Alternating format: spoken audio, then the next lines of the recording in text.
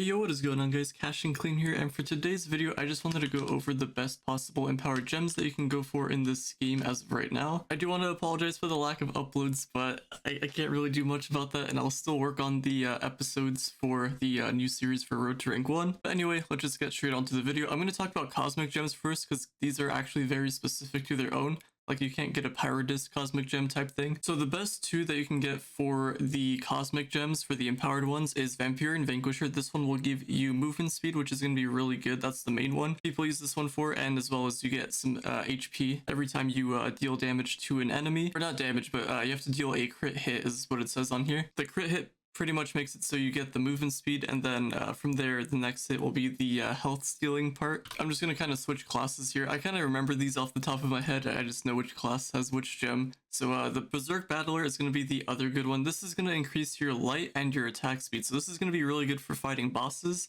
So you're going to have to kind of pick and choose which one you want to go for. Vampirina is really good for farming. This one's good for bosses. But it's not the end of the world if you use this on a farming class either. It's actually pretty helpful. If you're like still new, you can get that extra bit of light. Now moving on to the other elemental gems. Now these can be kind of anything. Your class gem will go on any one of these. None of these will go on the cosmics. Cosmics have like their own thing. So Pyro Disc, like you can get this on any of the three. This is going to be super handy because you're going to be gaining some movement speed. And not only some movement speed, but you can also deal damage to enemies because you'll get like a spinning disc around you. And I use a mod on here that kind of gets rid of that spinning disc, but you guys get the point. Gives you movement speed. Super good one, so I recommend it. Next one is Cupid Curtain. This one's pretty handy because it gives you a shield. As you can see here, avoiding damage will give you a protective shield. So if you're battling someone, or if you're just out in the open, like, you know, farming, if you're kind of like a squishy character, this is going to be helpful for you. So you get the shield for, you know, avoiding the damage. You'll stun the enemy, so you'll get a little bit of extra time to get some health, use your pot, whatever you need to do. If you want to know about which character should have the class gem and which one should not, I have a video for that. I'll link it in the description down below, so you can check that out. I did mention in that video that you don't need Lunar Lancer's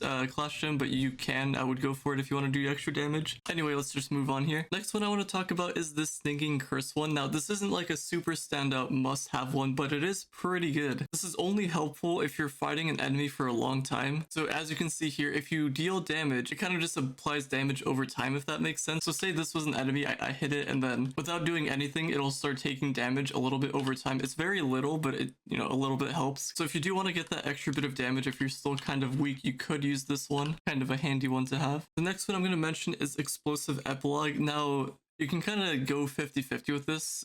This does cause knockback, but it also causes enemies to explode, which means, so it does some damage. So if this is something that you want to go for, I would recommend it. Just something to do a little bit of extra damage with, I would say. And that is going to be it for the empowered gems. Hopefully I didn't miss one. I'm pretty sure I talked about all the main ones there, but if you do have another one that I did not mention, you can go ahead and use it if you really want to. But I would highly recommend getting the ones that I talked about because they're really good, especially if it's a 3-star, because if you have like a 3-star Cupid Curtain, and you'll know if it's a 3-star if you kind of go to a gem forge, level it up to 15, because that's when you get all your boosts. And if you see, you know, 3 little pearls boosts, whatever you want to call these, then you'll know it's a 3-star. Obviously, you know, Pyro Disc is good, Cupid Curtain's good, Vampirina's good. Yeah, all the ones I mentioned are good. So if you're brand new to the game, may your RNG bring you something good at least once a week. You know, if it's, you know, twice a week that you get something good like Pyro Disc and Cupid Curtain, that'd be amazing. And then your class gem or something. Either way, short little video. Hopefully it helped you guys. And on that note, subscribe if you're brand new to the channel, drop a like, and I will see you all later.